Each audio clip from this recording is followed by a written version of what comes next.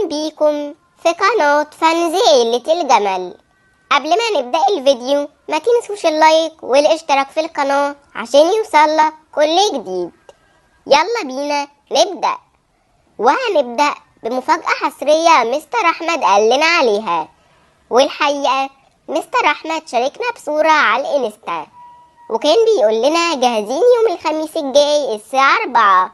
مفاجأة غير متوقعة. احنا بنتوقع تكون المفاجأة كليب تاني او حفلة ال6 مليون مشترك. 1000 مليون مبروك يا ندى واحمد، وعقبال ال10 مليون ان شاء الله.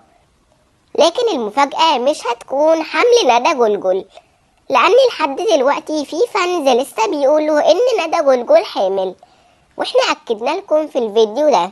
هسيب لكم الرابط في اول تعليق. والدليل ان ندى مش حامل انها بتنزل حمام السباحة، ومستر احمد كان عامل فيها مقلب ورماها في حمام السباحة. ده دليل بيقول لنا ان ندى مش حامل، لان لو ندى حامل اكيد مستر احمد مش هيرميها في حمام السباحة.